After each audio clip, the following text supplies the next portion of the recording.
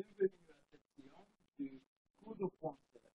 Aujourd'hui, nous allons faire quelque chose, une chose plus un peu différente qu'avant. Il s'agit de parler de la manière d'écrire en français. Aujourd'hui, nous allons commencer par la manière pour rédiger une lettre en français. Ça peut être lettre officielle, lettre amicale ou bien lettre à l'Internet, c'est-à-dire prendre un premier contact avec les gens qu'on ne connaît pas. Euh, Aujourd'hui, nous allons apprendre comment prendre des contacts et aussi les formules pour écrire. Les formules pour écrire et aussi prendre des paroles. C'est-à-dire, vous allez maintenant commencer à parler français. Commencer à parler français parce que au niveau que vous êtes actuellement, c'est le niveau où vous devez essayer, même si c'est pas tellement correct, mais vous devez essayer, tenter à parler en français et nous allons corriger ensemble. Et comme ça, on devient plus accro avec le français. Now, like I said, we're going to learn how to écrire. Écrire, c'est ce que nous allons apprendre aujourd'hui. Comment écrire, comment rédiger une lettre. And also, quelques formules. In English, we have, when you're writing the letter in English, I think we have the heading, c'est heading, oui, oui, the heading, then you have the body of the letter, and we have the complementary closure, form. Complementary closure of the letter. That is for English. Mais aujourd'hui, nous allons apprendre la même chose en français. I'm just going to introduce ourselves to how to write letters in French. So here you have to use all the vocabularies you have. You can check your dictionary for more vocabularies to be able to write in French. What I'm just going to teach you today is how to write and not what to write, but how to write. How the guidelines, voila, guidelines to writing in French. If you follow me to this slide, although it is not very clear, because we are going to have these slides actually, so you can read. Now I can read here now and tell you what kind of letter is this.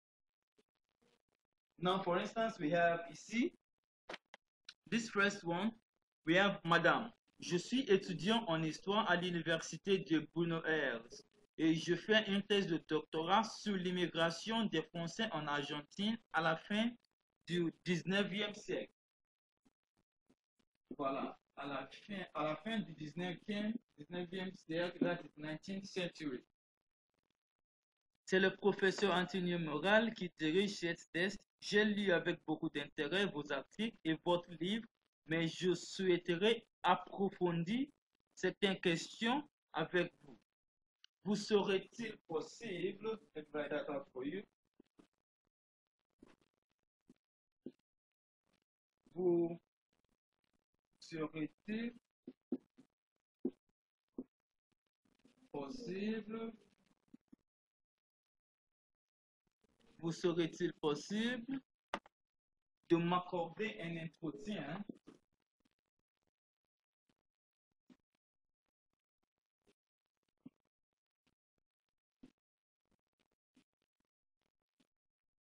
vous serait-il possible de m'entretenir un entretien? Je laisse proceed. Je serai à Paris du 1er février au 15 mars 2013. Je vous remercie par avance et vous pouvez agréer, madame, l'expression de mes sentiments. Salutations distinguées. If you look at this letter now, this person is actually proposing something. Proposing something. Oui, c'est une demande de quelque chose. C'est une lettre officielle, d'abord plutôt. C'est une lettre officielle.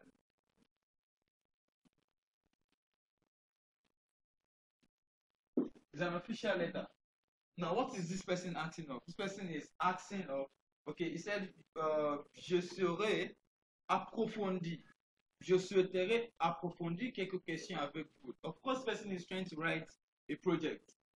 So he's now writing to somebody to grant him an opportunity to come and ask some questions. Now, this letter is a completely official letter.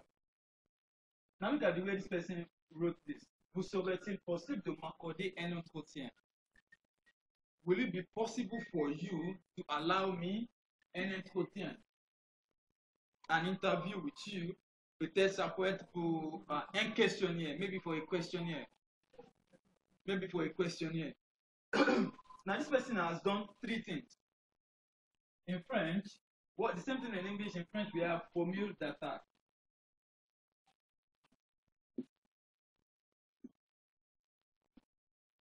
Formule d'attaque. Then we have corps de la lettre. And we have formule politesse. No, we have la conclusion.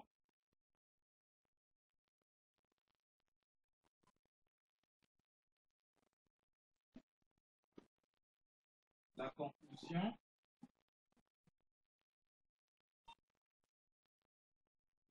Or formule politesse.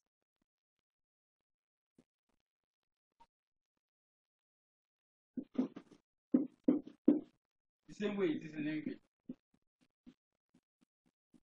Now, the formule d'attaque depends on who you are writing to.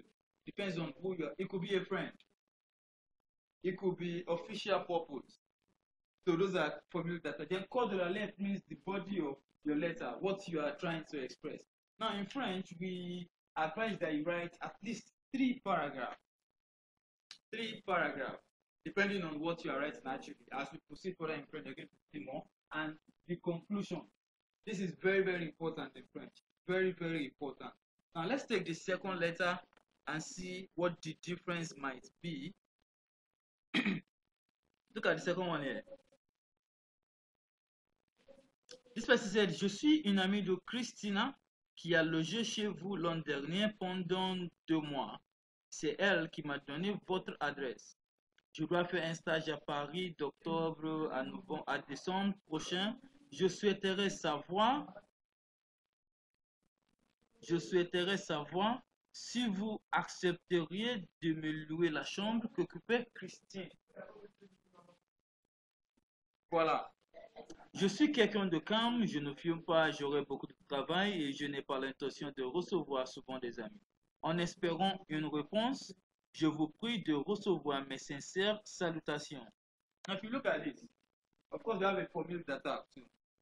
And we have corps de la lettre. Now, what is this person talking about? The person did not just go straight to what he or she wants. The person actually introduced, because you must have an introduction, introduction, corps de la lettre, you must have an introduction first. So the introduction is what the person started with. Oh, I am so person, I am this, I am that.